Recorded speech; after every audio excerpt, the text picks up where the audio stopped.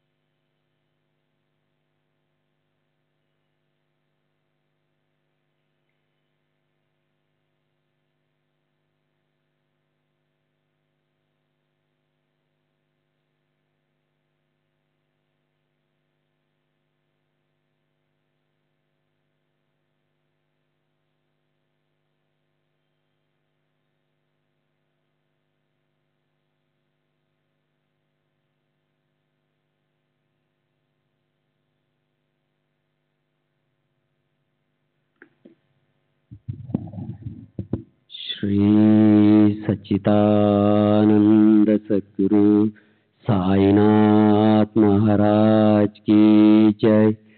सद्गुरु श्री साईनाथ निशरद बाबू जी की जय। సాయి సచ్చరిత్రము 48వ అధ్యాయము నిన్నటి తర్వాయి. సపత్నీకర్ ముందుగా పోయి దర్శనం చేసుకునేను. మరలా బాబా బయటకు పొమ్మనెను. ఈసారి అతడు మిక్కిలి పశ్చాత్తపడి ఎక్కువ శ్రద్ధతో ఉండెను. ఇది బాబాను తాను పూర్వము నిందించి ఎగతాళి చేసిన దాని ప్రతిఫలమని గ్రహించి దాని విరుగుడు కొరకు ప్రయత్నించుచుండెను. బాబా ఒంటరిగా కలుసుకుని వారి క్షమాపణ కోరవలనని యత్నించుచుండెను. అట్లే నచ్చను. అతడు తన శిరస్సును బాబా పాదములపై పెట్టెను. బాబా తన వరద హస్తమును సపత్నేకర్ తలపై పెట్టెను. బాబా కాళ్ళను తుచు సపత్నేకర్ అక్కడే కూర్చుండెను. అంతలో ఒక గొల్ల స్త్రీ వచ్చి బాబా నడుమును పట్టుచుండెను. బాబా ఒక కోమటి గూర్చి కథ చెప్పతొడంగెను. వాని జీవితంలోని కష్టములన్నీ వర్ణించెను. అందులో వానికి ఒకే కొడుకు మరణించిన సంగతి కూడా చెప్పెను. బాబా చెప్పిన కథ తనదే అని సపత్నేకర్ మిక్కిలి ఆశ్చర్యపడెను. బాబాకు తన విషయములన్నీ తెలియచే విస్మయం నుండెను. బాబా సర్వజ్ఞుడని గ్రహించెను. అతడు అందరి హృదయంలోనూ గ్రహించును అనెను. ఈ ఆలోచనలు మనసులో మెదులుచుండగా బాబా ఆ గొల్లశ్రీకి చెప్పుచున్నట్లే నటించి సపత్నేకర్ వైపు చూచి ఇట్లనెను. వీడు తన కొడుకుని నేను చంపితనని నన్ను నిందించుచున్నాడు. నేను లోకల బిడ్డలను చంపెదనా? ఇతడు మసీదుకు వచ్చి ఏడ్చుటయ్యేలా అదే బిడ్డను వీని భార్య గర్భంలోకి మరలా తెచ్చెదను. ఈ మాటలతో బాబా అతని తలపై హస్తముంచి ఓదార్చి ఇట్లనను. ఈ పాదములు ముదుసలవి, పవిత్రమైనవి. ఇక నీ కష్టములు తీరిపోయినవి. నా అందే నమ్మకముంచుము. నీ మనోభీష్టములు నెరవేరును. సపత్నీకర్ మైమరచెను. బాబా పాదములను కన్నీటితో తడిపెను. తర్వాత తన బసకు పోయెను. సపత్నీకర్ పూజా సామాగ్రి నమర్చుకొని నైవేద్యంతో మసీదుకి భార్యతో పోయి ప్రతిరోజు బాబాకు సమర్పించి వారి వద్ద ప్రసాదం పుచ్చుకుండేవారు. ప్రజలు మసీదులో గుమికూడి ఉండేవారు. సపత్నేకర్ మాటి మాటికి నమస్కరించుచుండెను. ప్రేమ వినయములతో ఒక్కసారి నమస్కరించిన చాలునని బాబా నుడివెను. ఆనాడు రాత్రి సపత్నేకర్ బాబా చావడి ఉచ్చను చూచెను. అందు బాబా పాండురంగుని వలె ప్రకాశించెను. ఆ మరుసటి దినము ఇంటికి పోవునప్పుడు బాబాకు మొదట ₹1 దక్షిణ ఇచ్చి తిరిగి అడిగినచో ₹2 లేదనక ఇవ్వవచ్చునని సపత్నేకర్ అనుకొనెను. మసీదుకు పోయి ₹1 దక్షిణ ఇవ్వగా బాబా ఇంకొక ₹1 కూడా అడిగెను. బాబా వానిని ఆశీర్వదించి ఇట్లనెను. టెంకాయని తీసుకును. నీ భార్య చీరకొంగులో పెట్టుము. హాయిగా పొమ్ము. మనస్సు నందు ఎట్టి ఆందోళన ఉంచకము. అతడు అట్లే చేసెను. 1 సంవత్సరంలో కొడుకు పుట్టెను. 8 మాసాల శిశువుతో భార్యాభర్తలు షిరిడీ వచ్చి ఆ శిశువును బాబా పాదముల పెట్టి ఇట్లు ప్రార్థించిరి. ఓ సాయి, నీ బాకీను ఎట్లు తీర్చుకొనగలవో మాకు తోచకున్నది కనుక నీకు సాష్టాంగ నమస్కారం చేయుచుంటిమి. నిస్సహాయులను అగుటచే మమ్ము ఉద్ధరించవలసినది. ఇక మీదట మేము మీ పాదములనే ఆశ్రయించదము కాక. అనేక ఆలోచనలు, సంగతులు స్వప్నావస్థలోను జాగ్రత్తావస్థలోను మమ్మలను బాధించును. మా మనస్సులను మీ భజన వైపు మరల్చి మమ్ము రక్షింపుము. ఆ దంపతులు తమ కుమారునకు మురళీధర్ అని పేరు పెట్టిరి. తర్వాత భాస్కర్, దినకర్ అని 2 జన్మించిరి. బాబా మాటలు వృధా పోవని సపత్నేకర్ దంపతులు గ్రహించిరి. అవి అక్షరాల జరుగునని కూడా నమ్మిరి. 48వ అధ్యాయం సంపూర్ణము.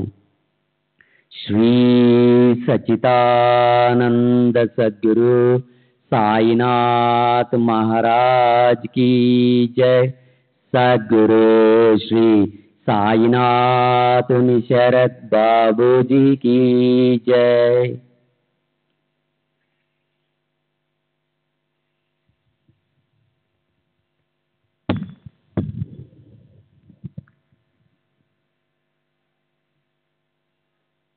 సాయినాథాయ నమః.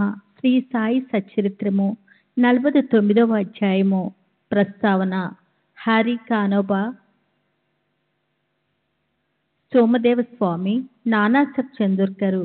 ప్రస్తావన. వేదములు, పురాణములు బ్రహ్మమును లేదా సద్గురువును సరిగా పొగట్లేవు. అట్లయినప్పుడు మా వంటి మూర్ఖులు సద్గురువగు సాయిబాబాను ఎట్లా వర్ణించగలరు? ఈ విషయంలో మాట్లాడక ఊరుకొనుటయే మేలని తోచుతున్నది. మౌన వ్రతమును పూనుటయే సద్గురుని స్తుతించుటకు తగిన మార్గమని తోచును. కానీ సాయిబాబా సుగుణములను చూచినచో మా వ్రతమును మరిచి మమ్మల్ని మాట్లాడినట్లు ప్రేరేపించును. మా స్నేహితులు కానీ బంధువులు కానీ మనతో లేకున్నచో మంచి పిండి వంటలు కూడా రుచింపవు. కానీ వారు మనతో ఉన్నచో ఆ పిండి వంటలు మరింత రుచికరం లగును. సాయి లీలామృతం కూడా అటుదే. దీనిని మనం ఒంటరిగా తినలేము.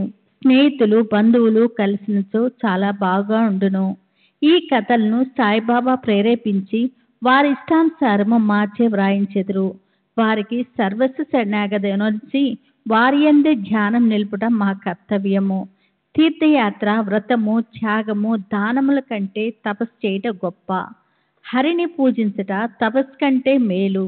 సద్గురుని ధ్యానించట అన్నిటికంటే మేలైనది. కాబట్టి మనము సాయినామము నోటితో పలుకుచు వారి పలుకులను మననం చేయుచు వారి ఆకారమును మనసును భావించుకొనుచు వారిపై హృదయపూర్వకమగు ప్రేమతో వారి కొరకే సమస్త కార్యములను చేయుచుండవలెను. సంసార బంధం నుండి తప్పించుకొనుటకు దీనికి మించిన సాధనం లేదు. పైన వివరింపబడిన ప్రకారము మన కర్తవ్యమును మనము చేయగలిగినచో సాయి తప్పనిసరిగా మనకు సహాయం చేయును, తుదకు మోక్షంనిచ్చును. ఇక ఈ అధ్యాయంలోని కథల వైపు మరలుదము. హరి కానోబా. హరి కానోబా అనే బొంబాయి పెద్ద మనుషుడు ఒకడు తన స్నేహితుల వల్ల బంధువుల వల్ల బాబా లీలలో అనేకములు వినెను, కానీ నమ్మలేదు. కారణమేమనా అతనిది సంశయ స్వభావము. బాబాను స్వయంగా పరీక్షించవలని అతని కోరిక. కొంతమంది బొంబాయి స్నేహితులతో అతడు షిరిడీకి వచ్చెను. అతను తలపై జలధార పాగా ఉండెను.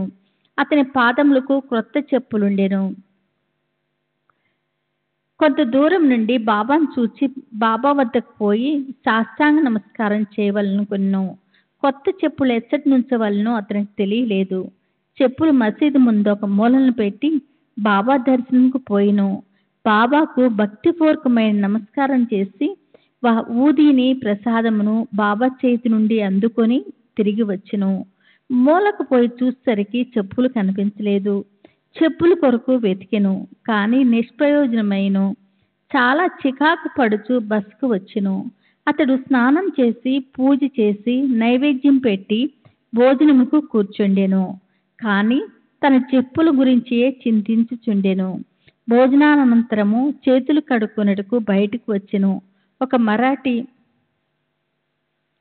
మరాఠీ కురవాడు తన వైపు వచ్చి చూచెను. ఆ కురవాని చేతిలో ఒక కర్ర ఉండెను.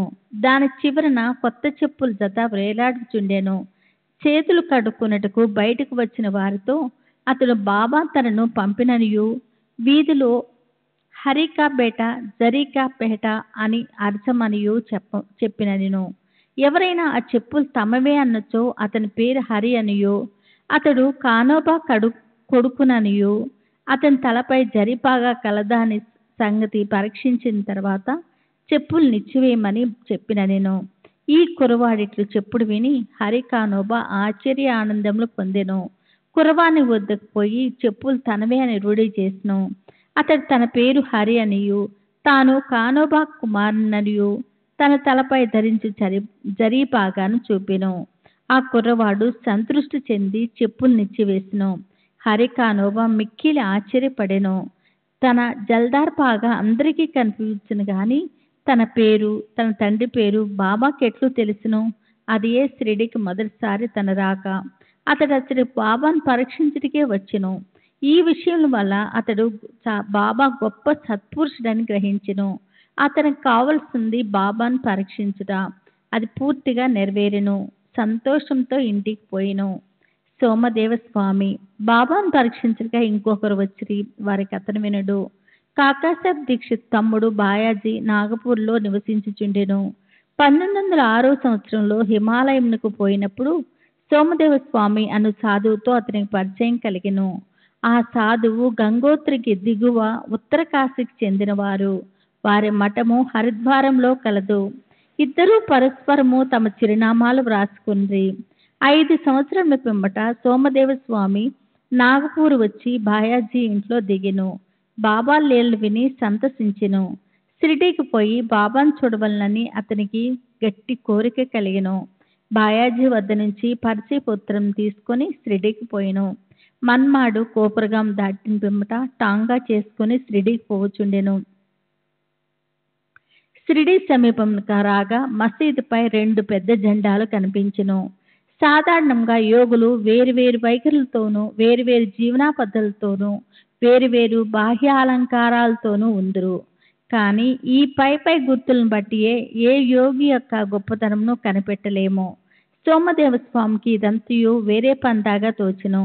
2 పతాకములు ఎగురు చూడగాని తనలో తాను ఈ యోగి జెండాల యందు మక్కువ చూపవలను, అది యోగికి తగినది కాదు.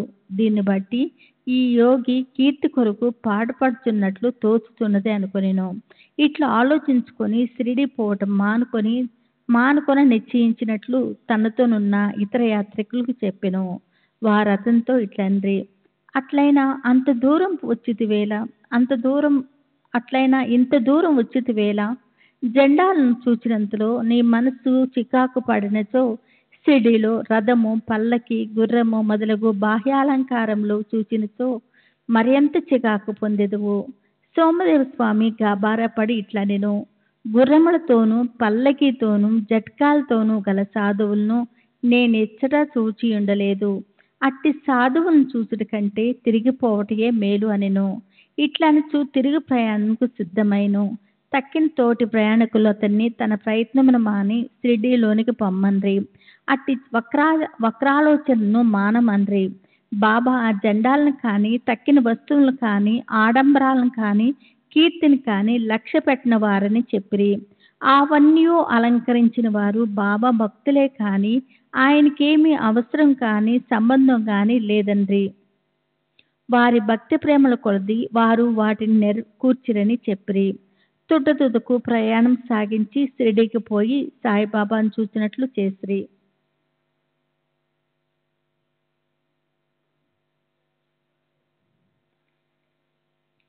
సోమదేవ స్వామి మసీదు దిగువ నుంచి బాబాను దర్శించగానే అతని మనసు కరిగెను.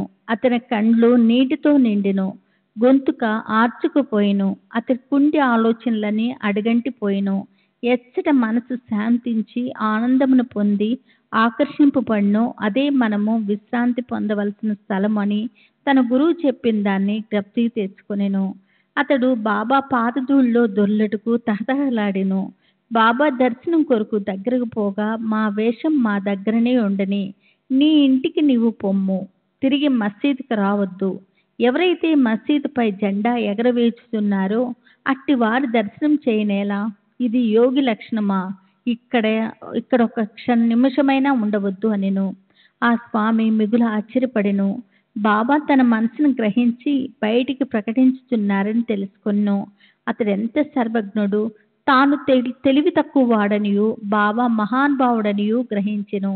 బాబా అందరినీ కౌకులించుకొనుట, కొందరిని ఆశీర్వదించుట, కొందరిని ఓదార్చుట, కొందరి వైపు దాక్షిణ్యంతో చూచుట, కొందరి వైపు చూచి నవ్వుట, ఉది ప్రసాదంను కొందరికిచ్చుట, ఇట్లా అందరినీ ఆనందము చేసి సంతృప్తి పరచుట చూచి తన నొక్కర్ని ఏల ఇంత కఠినంగా చూచుచుండునో అతనికి తెలియకుండెను. తీవ్రంగా ఆలోచించి బాబా చేయిందంతయు తన అంతరంగమునున్న దానితో సరిగా నుండెనని గ్రహించెను. దానివల్ల పాఠం నేర్చుకుని వృద్ధి పొందుటకు యత్నించవలనని గ్రహించెను. బాబా కోపము మారు రూపంతోనున్న ఆశీర్వాదమే అనుకొనెను. కొన్నాళ్ల పిమ్మట బాబా యందు అతనికి నమ్మకం బలపడెను. అతడు బాబాకు గొప్ప భక్తుడయ్యెను. నానాసాహెబ్ చందోర్కర్ ఈ అధ్యాయమును హేమత్ పంతు నానాసాహెబ్ చందోర్కర్ కథతో ముగించెను. ఒకనాడు నానాసాహెబ్ మసీదులో మహల్సాపతి మొదలగు వారితో కూర్చుని ఉండగా బీజాపూర్ నుండి ఒక మహమ్మదీయుడు కుటుంబంతో బాబాను చూచుటకు వచ్చెను. అతనితో గోషా స్త్రీలుండొచ్చి నానాసాహెబ్ అతడి నుంచి లేవనించెను. కానీ బాబా అతన్ని నివారించెను. స్త్రీలు వచ్చి బాబా దర్శనం చేసుకుని అందులోనొక స్త్రీ ముసుగు తీసి బాబా పాదములకు నమస్కరించి తిరిగి ముసుగు వేసుకొనెను. నానాసాహెబ్ ఆమె ముఖ సౌందర్యం చూసి మరలా చూడగోరెను. నాన్న యొక్క చాంచల్యం చూసి స్త్రీలు వెళ్ళిపోయిన పిమ్మట బాబా నాన్నతో ఇట్లా నేను, నాన్న, అనవసరంగా చికాకు పడుచుంటివేళ ఇంద్రియములను వాని పనులు చేయనిమ్ము. వానిలో మనము జోక్యం కలుగు చేసుకొనకూడదు. దేవుడు ఈ సుందరమైన ప్రపంచంను సృష్టించి ఉన్నాడు. కాన అందరినీ చూచి సంతసించుట మన విధి. క్రమంగాను మెల్లగాను మనస్సు స్థిరపడి శాంతించును. ముందు ద్వారం తెరిచి ఉండగా వెనుక ద్వారం నుండా పోనేలా మన హృదయము స్వచ్ఛంగా ఉన్నంత వరకు ఏమీ దోషం లేదు. మనలో చెడ్డ ఆలోచనలు లేనప్పుడు ఇతరులకు భయపడినేలా నేత్రములు వాని పని అవి నెరవేర్చుకునవచ్చును. నీవు సిగ్గుపడి బెదర్నేలా. శ్యామ అచ్చటనే ఉండెను. కానీ బాబా చెప్పిన దాన్ని గ్రహించలేకపోయిను.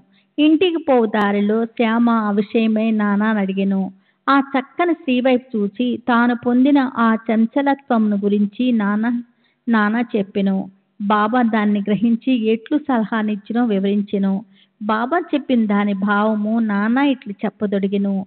మనస్సు సహజంగా చంచలమైనది. దాన్ని ఉద్రేకించినట్లు చేయరాదు. ఇంద్రియములు చలింపవచ్చును. శరీరము స్వాధీనమందుంచుకొనవలెను. దాని ఊరిమి పోవునట్లు చేయరాదు. ఇంద్రియములు విషయముల వైపు పరిగెత్తును. కానీ మనము వాని వెంట పోరాదు. మనము ఆ విషయములను కోరకూడదు. క్రమంగాను నెమ్మదిగాను సాధన చేయటం వల్ల చంచలత్వమును జయించవచ్చును.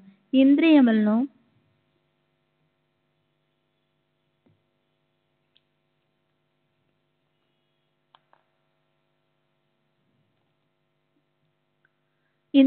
మనము లోపడకూడదు. కానీ వానిని మనము పూర్తిగా కొనలేము. సమయానుకూలంగా వాని అంచి సరిగా నుంచుకొనవలచుండవలెను. నేత్రములు అందమైన వారిని చూచుడు కొరకే ఇవ్వబడినది. విషయములు సౌందర్యమును నిర్భయంగా చూడవచ్చును. భయమును గాని లజ్జకు గాని అవకాశం లేదు. దురాలోచనలు మనసునందించుకుని రాదు. మనసున ఎట్టి కోరికయు లేక భగవంతుని సుందరమైన సృష్టిని చూడుము.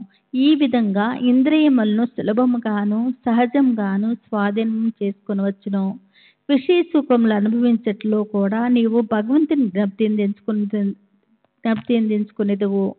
బాహ్యేంద్రియములను మాత్రం స్వాధీనం అందించుకొని మనస్సును విషయముల వైపు పరిగెట్టించుతో వానిపై అభిమానం ఉండనిచ్చినచో చావు పుట్టుకలు చక్రము నశింపదు. ఇంద్రియ విషయములు హానికరమైనవి. వివేకము అనగా నిత్యానిత్యములకు భేదం గ్రహించుట. వివేకము సారథిగా మనసును స్వాధీనం అందించుకునవలెను. ఇంద్రియములు ఇచ్చం వచ్చినట్లు సంచరింప చేయరాదు. అటువంటి సారథితో విష్ణు పదమును చేరగలము. అదే మన గమ్యస్థానము. అదే మన నిజమైన ఆవాసము. అచ్చటి నుండి తిరిగి వచ్చట్లేదు.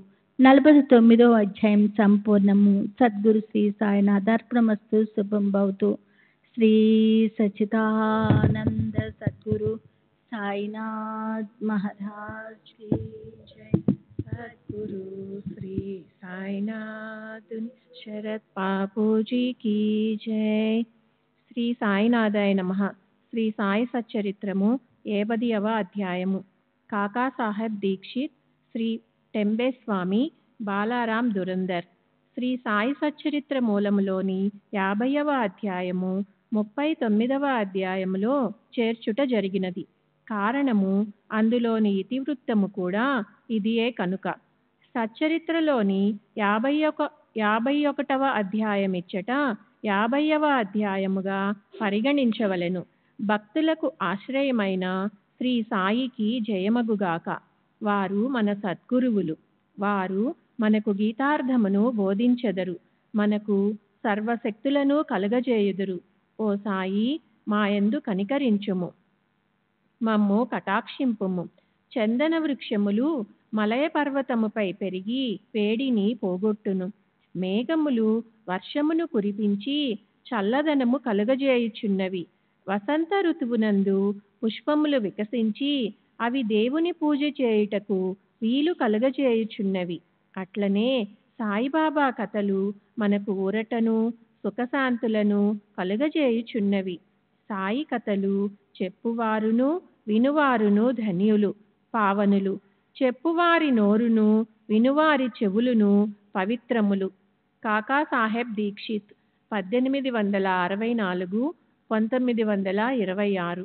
మధ్య పరగణాలలోని ఖాండ్వా గ్రామమందు వడనగర నాగర బ్రాహ్మణ కుటుంబములో హరి సీతారాం ఉరఫ్ కాకాసాహెబ్ దీక్షిత్ జన్మించెను. ప్రాథమిక విద్యను ఖండ్వా, హింగన్ ఘాటులలో పూర్తి చేసెను. నాగపూర్లో మెట్రిక్ వరకు చదివెను. బొంబాయి, విల్సన్, ఎల్ఫిన్స్టన్ కాలేజీలలో చదివి 1883లో పట్టభద్రుడయ్యెను. న్యాయవాది పరీక్షలో కూడా ఉత్తీర్ణులై లిటిల్ అండ్ కంపెనీలో కొలువునకు చేరెను. తుదకు తన సొంత న్యాయవాదుల కంపెనీ పెట్టుకొనెను. 1909కి ముందు సాయిబాబా పేరు కాకాసాహెబ్ దీక్షిత్కు తెలియదు. అటు పిమ్మట వారు బాబాకు గొప్ప భక్తులైరి.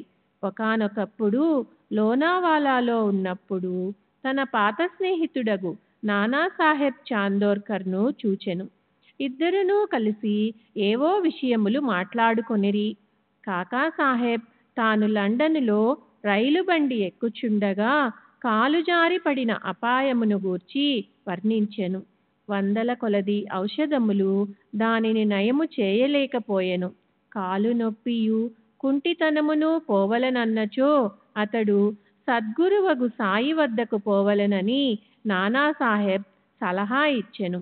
సాయిబాబా విషయమై పూర్తి వృత్తాంతమును విశదపరిచెను. సాయిబాబా, నా భక్తుని సప్త సముద్రముల మీద నుంచి కూడా పిచ్చుక కాలికి దారము కట్టి ఈడ్చినట్లు లాగుకొని వచ్చదను అను వాగ్దానమును, ఒకవేళ వాడు తనవాడు కానిచో వాడు తనచే ఆకర్షింపబడడనియు, వాడు తన దర్శనమే చేయలేడనియు బాబా చెప్పిన సంగతి తెలియచేసెను. ఇదంతయు విని కాకాసాహెబ్ సంతసించి సాయిబాబా వద్దకు పోయి వారిని దర్శించి, కాలు యొక్క కుంటితనము కంటే నా మనస్సు యొక్క కుంటితనమును బాగుచేసి శాశ్వతమైన ఆనందమును కలగజేయమని వేడుకొనెదను అని నానాసాహెబ్తో చెప్పెను. కొంతకాలము పిమ్మట కాకాసాహెబ్ అహ్మద్ నగర్ వెళ్ళెను.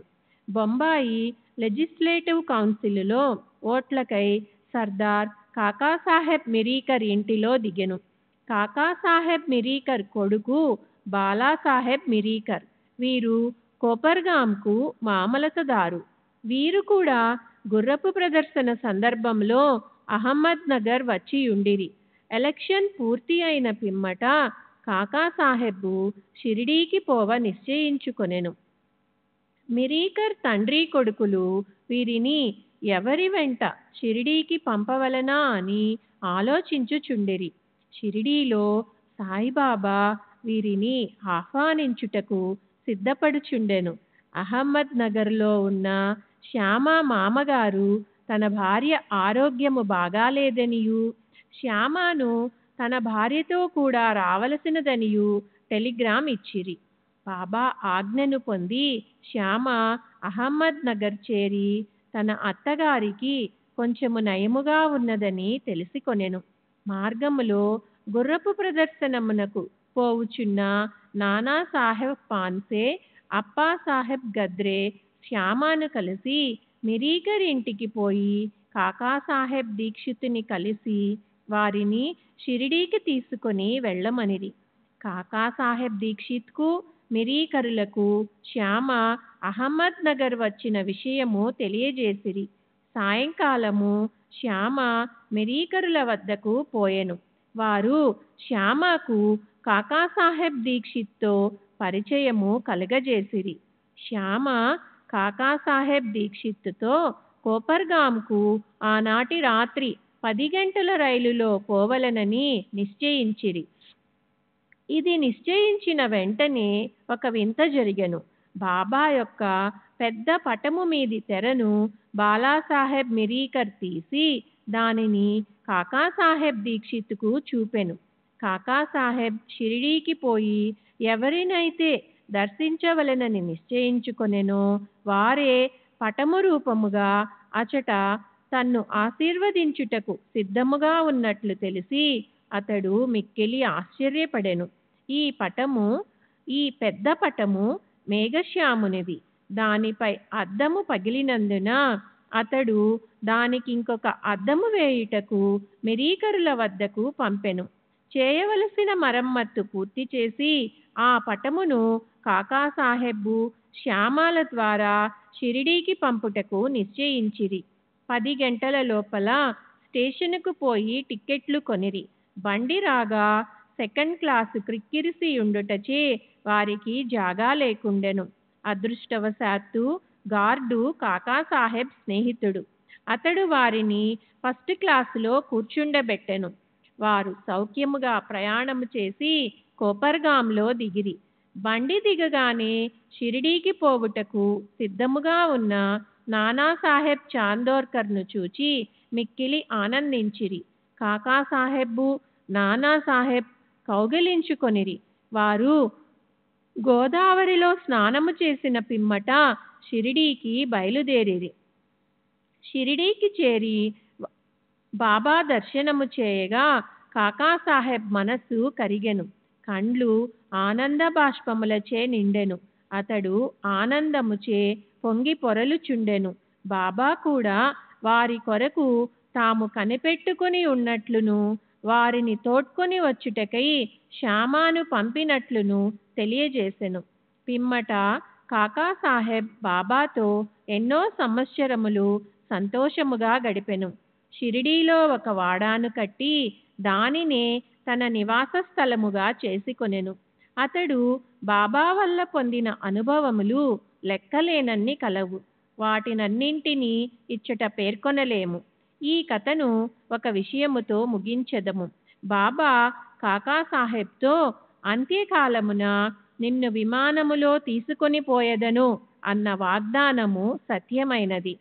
1926వ సంవత్సరము జూలై 5వ తేదీన అతడు హేమాడ్ పంతుతో రైలు ప్రయాణము చేయుచు బాబా విషయము మాట్లాడుచు సాయిబాబా యందు మనస్సు లీనము చేసెను. ఉన్నట్లుండి తన శిరమును హేమాడ్ పంత్ భుజముపై వాల్చి ఏ బాధయూ లేక ఎట్టి చీకాకు పొందక ప్రాణములు విడిచెను. శ్రీ టెంబేస్వామి యోగులు ఒకరినొకరు అన్నదమ్ముల వలె ప్రేమించుకొనెదరు. ఒకానొకప్పుడు శ్రీ వాసుదేవానంద సరస్వతీ స్వాముల వారు టెంబేస్వామి రాజమండ్రిలో మకాం చేసిరి. ఆయన గొప్ప నైష్టికుడు, పూర్వాచార పరాయణుడు, జ్ఞాని, దత్తాత్రేయుని యోగి భక్తుడు. నాందేడు ప్లీడరగు పుండలీకరావు వారిని చూచుటకై కొంతమంది స్నేహితులతో రాజమండ్రికి పోయెను. వారు స్వాముల వారితో మాట్లాడుచున్నప్పుడు సాయిబాబా పేరు, షిరిడీ పేరు వచ్చెను. బాబా పేరు విని స్వామి చేతులు జోడించి ఒక టెంకాయను తీసి పుండలీకరావుకి ఇచ్చి ఇట్లనిరి, దీనిని నా సోదరుడగు సాయికి నా ప్రణామములతో అర్పింపుము. నన్ను మరవవద్దని వేడుము. నా యందు ప్రేమ చూపుమనము. ఆయన స్వాములు సాధారణముగా ఇతరులకు నమస్కరించరనియు కానీ బాబా విషయమున ఇది ఒక అపవాదమనియు చెప్పెను. పుండలీకరావు ఆ టెంకాయను సమాచారమును షిరిడీకి తీసుకొని పోవుటకు సమ్మతించెను. బాబాను స్వామి సోదరుడు అనుట సమంజసముగా నుండెను. ఏలన బాబా వలె వారును రాత్రింబవళ్ళు అగ్నిహోత్రమును వెలిగించియే ఉంచిరి. ఒక నెల పిమ్మట పుండలీకరావు తదితరులను షిరిడీకి టెంకాయను తీసుకొని వెళ్ళిరి. వారు మన్మాడు చేరిరి. దాహము వేయుటచే ఒక సెలయేరు కడకు పోయిరి. పడగరుపున నీళ్లు తాగకూడదని కారపు అటుకులు ఉపాహారము చేసిరి. అవి మిక్కిలి కారముగా నుండుటచే టెంకాయను పగలగొట్టి దాని కోరును అందులో కలిపి అటుకులను రుచికరముగా చేసిరి. దురదృష్టము కొలది ఆ కొట్టిన టెంకాయ స్వాముల వారు పుండలీకరావుకు ఇచ్చినది. షిరిడీ చేరునప్పటికీ పుండలీకరావుకి ఈ విషయము జ్ఞప్తికి వచ్చెను. అతడు మిగుల విచారించెను. భయముచే వణుకుచూ సాయిబాబా వద్దకేగెను. టెంకాయ విషయము అప్పటికే సర్వజ్ఞుడగు బాబా గ్రహించెను. బాబా వెంటనే తన సోదరుడగు టెంబేస్వామి పంపిన టెంకాయను తెమ్మనెను. పుండలీకరావు బాబా పాదములు గట్టిగా పట్టుకొని తన తప్పును అలక్ష్యమును వెలిబుచ్చుచూ పాశ్చాత్తాపపడుచు బాబాను క్షమాపణ వేడెను. దానికి బదులు ఇంకొక టెంకాయను సమర్పించదను అనెను.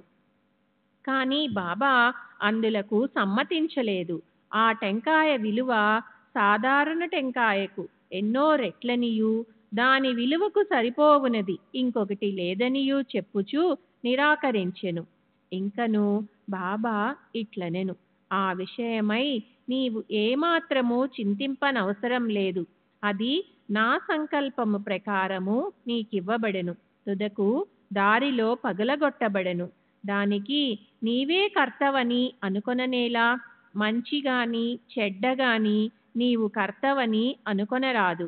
గర్వ అహంకార రహితుడవై ఉండుము. అప్పుడే నీ పరచింతన అభివృద్ధి పొందును. ఎంత చక్కని వేదాంత విషయమును బాబా బోధించెనో చూడుడు. బాలారాం దురందర్ 1878 1925. బొంబాయికి దగ్గరనున్న శాంతాక్రజ్లో పటారే ప్రభుజాతికి చెందిన బాలారాం దురందర్ అనువారు ఉండిరి. వారు బొంబాయి హైకోర్టులో న్యాయవాది. కొన్నాళ్ళు బొంబాయి న్యాయశాస్త్ర కళాశాలకు ప్రిన్సిపాలుగా ఉండెను. దురందర్ కుటుంబంలోని వారందరూ భక్తులు, పవిత్రులు, భగవశ్చింతన కలవారు. బాలారాం తన జాతికి సేవ చేసెను. ఆ విషయమై ఒక గ్రంథము రాసెను. అటు పిమ్మట తన దృష్టిని మతము, ఆధ్యాత్మిక విషయముల వైపు మరలించెను. గీతను, జ్ఞానేశ్వరిని, వేదాంత విషయములను, బ్రహ్మ విద్య మొదలగు వాణిని చదివెను. అతడు పండరీపుర విఠోబా భక్తుడు. అతనికి 1912లో సాయిబాబాతో పరిచయము కలిగెను. 6 నెలలకు పూర్వము తన సోదరులగు బాబుల్జీయును, వామనరావును షిరిడీకి పోయి బాబా దర్శనము చేసిరి. ఇంటికి వచ్చి వారి అనుభవములను బాలారామునకు ఇతరులకు చెప్పిరి. అందరూ బాబాను చూడ నిశ్చయించిరి. వారు షిరిడీకి రాకమునుపే బాబా ఇట్లు చెప్పెను, ఈ రోజున నా దర్బారు జనులు వచ్చుచున్నారు. దురందర సోదరులు తమ రాకను బాబాకు తెలియజేయనప్పటికీ బాబా పలికిన పలుకులు ఇతరులు వలన విని విస్మయమొందిరి. తక్కిన వారందరూ బాబాకు సాష్టాంగ నమస్కారము చేసి వారితో మాట్లాడుచూ కూర్చునియుండిరి. బాబా వారితో ఇట్లనెను, వీరే నా దర్బారు జనులు. ఇంతకు ముందు వీరి రాకయే మీకు చెప్పియుంటిని. బాబా దురందర సోదరులతో ఇట్లనెను, గత 60 తరముల నుండి మనమొండరులము ప్రపంచం పరిచయము కలవారము. సోదరులందరూ వినయ విధేయతలు కలవారు. వారి చేతులు జోడించుకొని నిలిచి బాబా పాదముల వైపు దృష్టిని నిగిడించిరి. సాత్విక భావములు అనగా కండ్ల నీరు కారుట, రోమాంచము, వెక్కుట, గొంతుక ఆర్చుకొని పోవుట మొదలగునవి వారి మనసులను కరిగించెను. వారందరూ ఆనందించిరి. భోజనానంతరము కొంత విశ్రమించి తిరిగి మసీదుకు వచ్చిరి. బాలారాం బాబాకు దగ్గరగా కూర్చొని బాబా పాదములు ఒత్తుచుండెను. బాబా చిలుము త్రాగుచు దానిని బాలారామునకు ఇచ్చి పీల్చుమనెను. బాలారాం చిలుము పీల్చుటకు అలవాటు పడి ఉండలేదు. అయినప్పటికీ దానిని అందుకొని కష్టముతో పీల్చెను. దానిని తిరిగి నమస్కారములతో బాబాకు అందచేసెను. ఇదియే బాలారామునకు శుభ సమయము. అతడు 6 సంవత్సరముల నుండి ఉబ్బసము వ్యాధితో బాధపడుచుండెను. ఈ పొగ అతని వ్యాధిని పూర్తిగా నయము చేసెను. అది తిరిగి అతనిని బాధ పెట్టలేదు. 6 సంవత్సరముల పిమ్మట ఒకనాడు ఉబ్బసము మరలా వచ్చెను. అదే రోజు అదే సమయమందు బాబా మహాసమాధి పొందెను.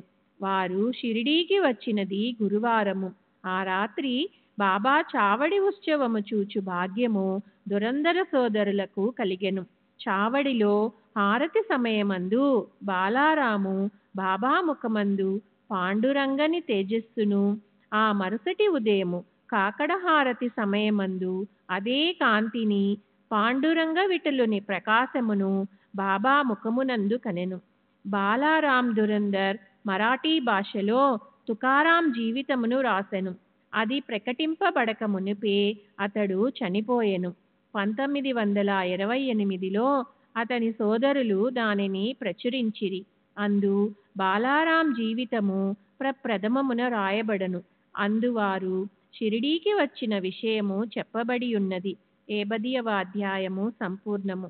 సద్గురు శ్రీ సాయినాథార్పణమస్తు. శుభం భవతు.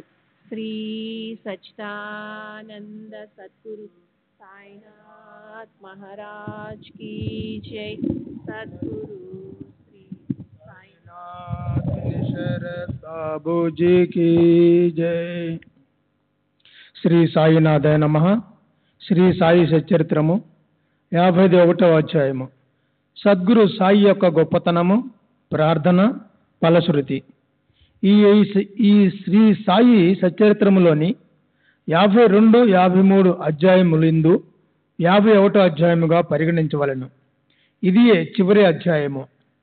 ఇందు హేమడ్ పంతు ఉపసంహార వాక్యములు రాసెను. పీఠికతో విషయ సూచికనిచ్చినట్లు వాగ్దానము చేసెను. కానీ అది హేమడ్ పంత్ కాగితములలో దొరకలేదు. కావున దానిని బాబా యొక్క గొప్ప భక్తుడగు బివి దేవ్ అంటే ఠాణావాసి ఉద్యోగమును విరమించుకున్న మామలతదారు కూర్చెను. ప్రతి అధ్యాయము ప్రారంభమున దానిలోని అంశములను ఇచ్చటచే విషయ సూచిక అనవసరము. కాబట్టి దీనినే తుది పలుకుగా భావించదము. ఈ అధ్యాయమును సవరించుటకు, ప్రచురించుటకు పంపుసరికి దేవుగారికి ఇది పూర్తిగా వ్రాసి ఉన్నట్లు కనబడలేదు. అచటచట చేతి వ్రాతను పోల్చుకున్నట్టు కూడా కష్టంగా నుండెను. కానీ అదంతయు ఉన్నది ఉన్నట్లుగా ప్రచురించవలసి వచ్చెను. అందు చెప్పిన ముఖ్య విషయములు ఈ దిగువ క్లుప్తంగా చెప్పబడినవి. సద్గురు సాయి యొక్క గొప్పతనము. శ్రీ సాయి సమర్థనకు సాష్టాంగ నమస్కారం చేసి వారి ఆశ్రమమును పొందేదము. వారు జీవ జంతువుల యందును జీవము లేని వస్తువుల యందును వ్యాపించి ఉన్నారు. వారు స్తంభము మొదలు పరబ్రహ్మ స్వరూపం వరకు కొండలు, ఇళ్ళు, మేడలు, ఆకాశము మొదలుగా గల వాణి అన్నిటి యందు వ్యాపించి ఉన్నారు. జీవరాశి అంతటను కూడా వ్యాపించి ఉన్నారు. భక్తులందరూ వారికి సమానమే. వారికి మానవములు లేవు. వారికి ఇష్టమైనవి, అయిష్టమైనవి లేవు. వారిని జ్ఞప్తించుకొని వారి శరణ పొందినచో వారు మన కోరికలన్నిటినీ నెరవేర్చి మనము జీవిత పరమావధిని పొందినట్లు చేసేదరు. ఈ సంసారం అనే మహాసముద్రమును దాటుటకు మహా కష్టము. విషయ సుఖముల నుండి కెరటములు, దుర ఆలోచనలనే ఒడ్డును తాకుచు ధైర్యమును చెట్లను కూడా విరగొట్టుచుండును. అహంకారం అనే గాలి తీవ్రముగా వీచి మహాసముద్రమును కల్లోలపరచును. కోపము, అసూయ అనడు ముసళ్ళు నిర్భయముగా సంచరించుచుండును. అచట నేను, నాది అని సుడిగుండములను, ఇతర సంశయములను గిర్రున తిరుగుచుండును. పరనింద, అసూయ, ఓర్వలేనితనము అను చేపలచట ఆడుచుండును. ఈ మహాసముద్రము భయంకరమైనప్పటికీ సాయి సద్గురువు దానికి అగస్త్యుని వంటి వారు అనగా నాశనము చేయువారు. సాయి భక్తులకు దానివల్ల భయమేమీ ఉండదు. ఈ మహాసముద్రమును దాటుటకు మన సద్గురువు నావ వంటి వారు మనలను సురక్షితంగా దాటించెదరు. ప్రార్థన. మనం ఇప్పుడు సాయిబాబాకు సాష్టాంగ నమస్కారం చేసి వారి పాదములు పట్టుకొని సర్వజనుల కొరకు ఈ క్రింది ప్రార్థన చేసేదము. మా మనసు అటు ఇటు సంచారము చేయకుండుగాక, నీవు తప్ప మరేమీ కోరకుండుగాక, ఈ సచ్చరిత్రము ప్రతి గృహమునందు ఉండుగాక, దీనిని ప్రతినిత్యము పారాయణము చేసేదముగాక. ఎవరైతే దీని నిత్యము పారాయణ చేసేదరో వారి ఆపదలు తొలగిపోవుగాక. ఫలశ్రుతి. ఈ గ్రంథమును పారాయణ చేసినసో కలుగు ఫలితమును గూర్చి కొంచెము చెప్పుదుము. పవిత్ర గోదావరిలో స్నానం చేసి షిరిడిలో సమాధిని దర్శించి సాయి చరిత్రము పారాయణ చేయుటకు ప్రారంభింపుము. నీవిట్లు చేసినసో నీకుండు ముప్పేటల కష్టములు తొలగిపోవును. శ్రీ సాయి కథలను అలవోకగా విన్నను ఆధ్యాత్మిక జీవితమునందు శ్రద్ధ కలుగును. ఇంకను ఈ చరిత్రమును ప్రేమతో పారాయణ చేయుచున్నచో నీ పాపములన్నీ నశించును. జనన మరణములనే చక్రం నుండి తప్పించుకొనవలెనన్నచో సాయి లీలలను చదువుము. వానిని ఎల్లప్పుడూ జ్ఞప్తి నుంచుకొనుము. వారి పాదములనే ఆశ్రయింపుము. వానినే భక్తితో పూజింపుము. సాయి లీలలనే సముద్రములో మునిగి వానిని ఇతరులకు చెప్పినచో అందు క్రొత్త సంగతులు గ్రహించగలవు. అవి విను వారిని పాపముల నుండి రక్షించగలవు. శ్రీ సాయి సగుణ స్వరూపమునే ధ్యానించినచో క్రమముగా అది నిష్క్రమించి ఆత్మ సాక్షాత్కరమునకు దారి చూపును. ఆత్మ సాక్షాత్కరమును పొందుట బహు కష్టము. కానీ నీవు సాయి సగుణ స్వరూపము ద్వారా పోయినచో నీ ప్రగతి సులభమగును. భక్తుడు వారిని సర్వస్వ శరణాగతి వేడినచో అతడు తాను అను దాన్ని పోగొట్టుకొని నది సముద్రంలో కలియునట్లు భగవంతునిలో ఐక్యమగును. మూడింటిలో అనగా జాగ్రత్త, స్వప్న, సుషుప్తి అవస్థలలో ఏదైనా ఒక అవస్థలో వారి యందు లీనమైనచో సంసార బంధము నుండి తప్పుకొందువు. స్నానము చేసిన పిమ్మట ఎవరు దీనిని భక్తి ప్రేమలతోనూ పూర్తి నమ్మకముతోనూ పారాయణ చేసి వారం రోజులలో ముగింతురో వారి ఆపదలన్నీ నశించగలవు. దీనిని పారాయణ చేసి ధనమును కోరినచో దానిని పొందవచ్చును. వర్తకుల వ్యాపారము వృద్ధియగును. వారి భక్తి నమ్మకములపై ఫలము ఆధారపడి ఉన్నది. ఈ రెండును లేనిచో ఎట్టి అనుభవము కలగదు. దీనిని శ్రద్ధతో పారాయణ చేసినచో శ్రీ సాయి ప్రీతి చెందును. నీ అజ్ఞానమును పేదరికమును నిర్మూలించి నీకు జ్ఞానము, ధనము, ఐశ్వర్యమును ఒసంగును. కేంద్రీకరించిన మనసుతో ప్రతిరోజు ఒక అధ్యాయమును పారాయణ చేసినచో అది అపరిమిత ఆనందమును కలుగజేయును. ఎవరు హృదయమునందు తమ శ్రేయస్సును కోరెదరో వారు దీన్ని జాగరూకతతో పారాయణ చేయవలను. అప్పుడతడు శ్రీ సాయిని కృతజ్ఞతతో సంతసముతో జన్మ జన్మముల వరకు మదిలో నుంచుకొనును. ఈ గ్రంథమును గురు పౌర్ణమి నాడు అనగా ఆషాఢ శుద్ధ పౌర్ణమి నాడు, గోకులాష్టమి నాడు, శ్రీరామనవమి నాడు, విజయదశమి నాడు అనగా బాబా పుణ్యతిథి నాడు ఇంటి వద్ద తప్పక పారాయణ చేయవలను. ఈ గ్రంథమును జాగరూకతతో పారాయణ చేసిన యెడల వారల కోరికలన్నీ నెరవేరును. నీ హృదయం నందు శ్రీ సాయి చరణములని నమ్మిన యెడల భవసాగరమును సులభముగా దాటగలుగుదువు. దీనిని పారాయణ చేసిన యెడల రోగులు ఆరోగ్యవంతులగుదురు, పేదవారు ధనవంతులగుదురు, అధములు ఐశ్వర్యమును పొందుదురు. వారి మనసునందు గల ఆలోచనలన్నీ పోయి తొదుకు దానికి స్థిరత్వము కలుగును. ఓ ప్రియమైన భక్తులారా, పాఠకులారా, శ్రోతలారా, మీకు కూడా మేము నమస్కరించి మీకు ఒక మనవి చేయుచున్నాము.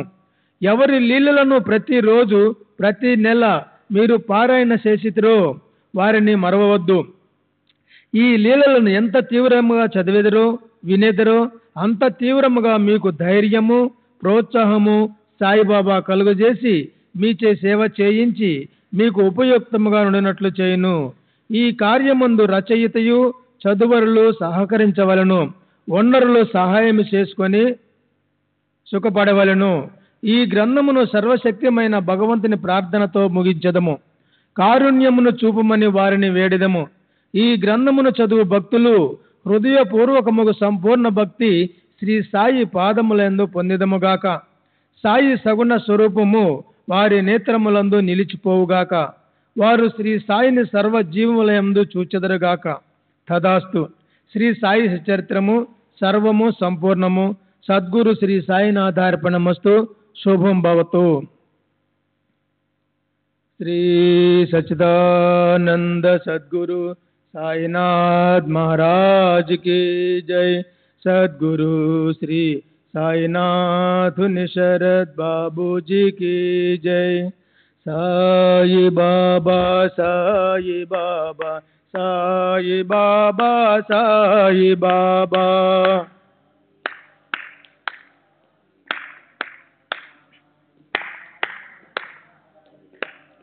साई बाबा साई बाबा साई बाबा साई बाबा.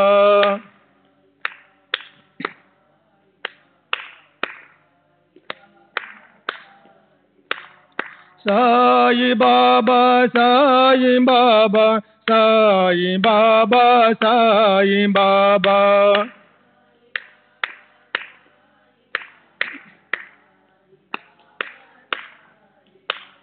साई बाबा साई बाबा साई बाबा साई बाबा.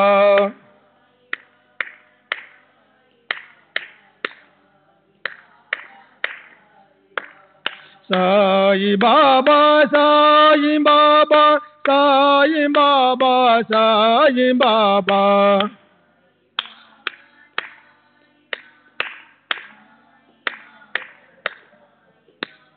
साई बाबा साई बाबा साई बाबा साई बाबा.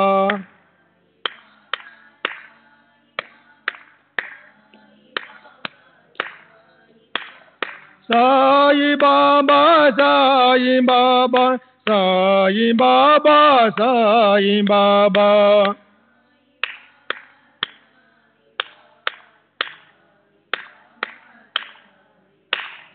साई बाबा साई बाबा साई बाबा साई बाबा.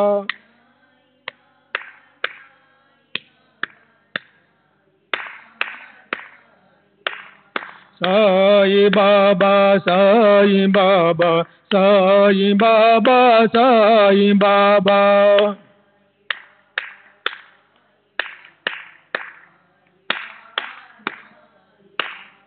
साई बाबा साई बाबा साई बाबा साई बाबा.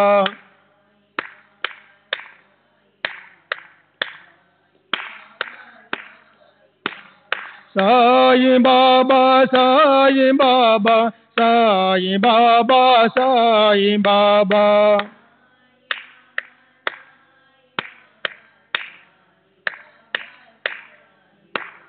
साई बाबा साई बाबा साई बाबा साई बाबा.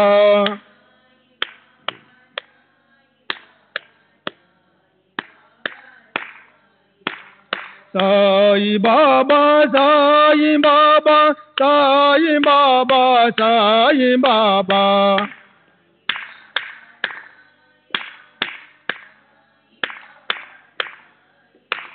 साई बाबा साई बाबा साई बाबा साई बाबा.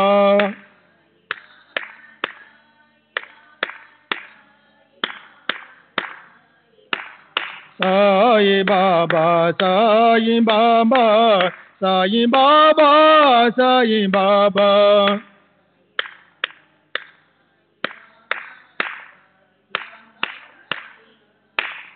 साई बाबा साई बाबा साई बाबा साई बाबा.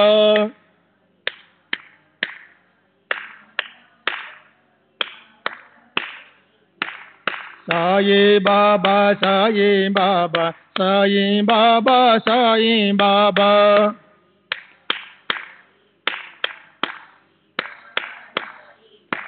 साई बाबा साई बाबा साई बाबा साई बाबा.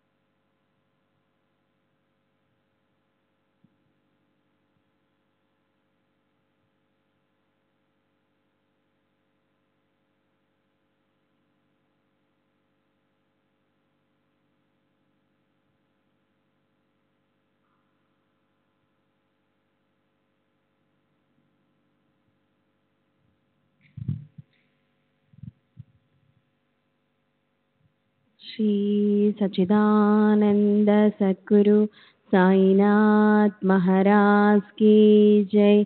सद्गुरु श्री साईनाथ शरद बाबू जी की जय।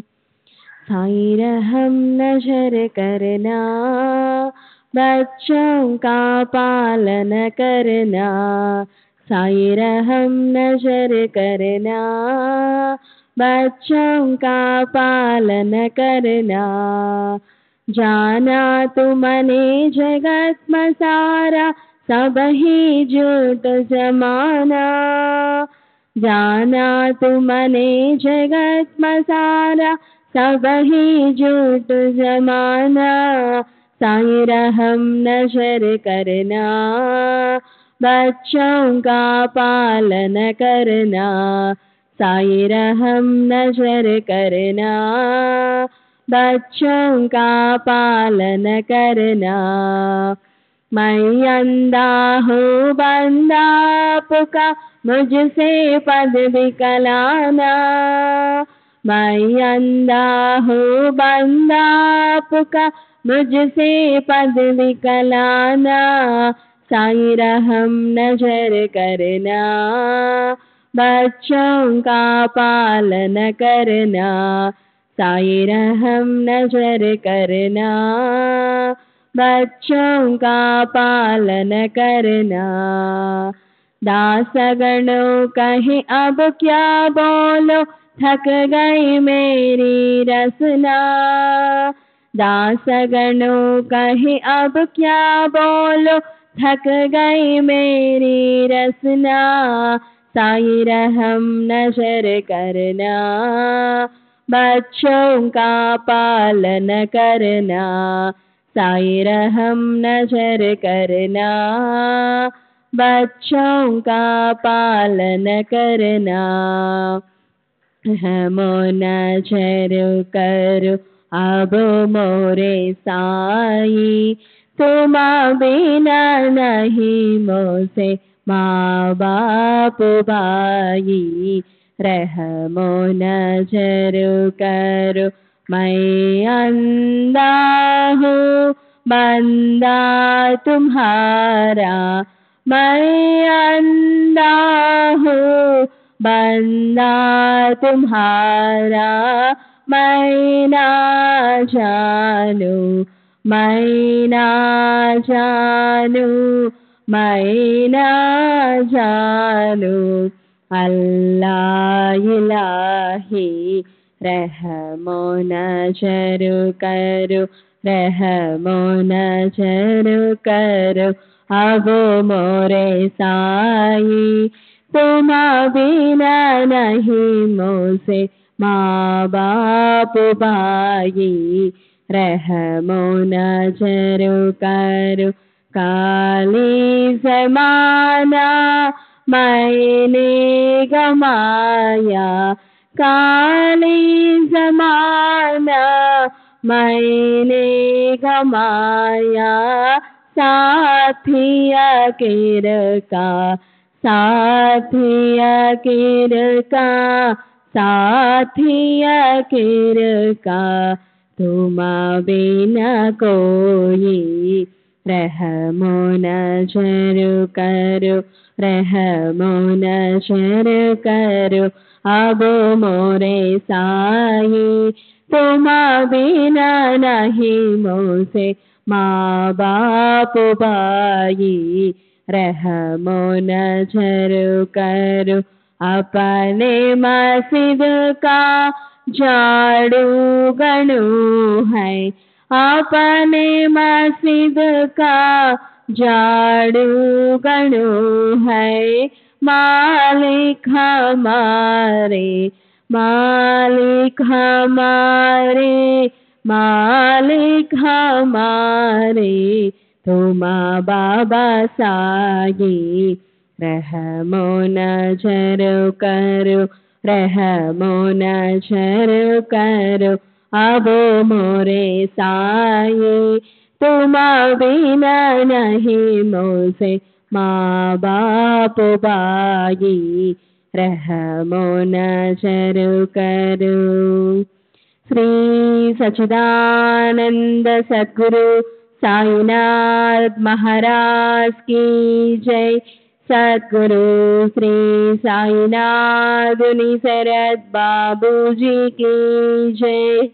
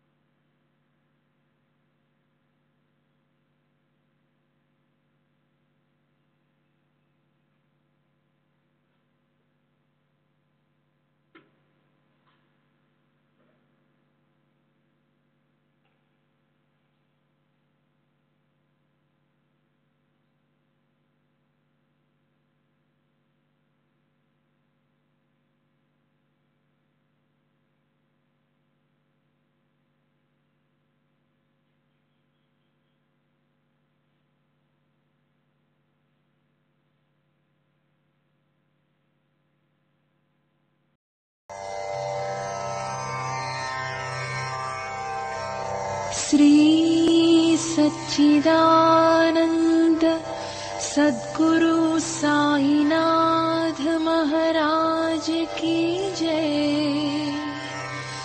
सद्गुरु श्री साईनाथुनि शरद बाबू जी की जय।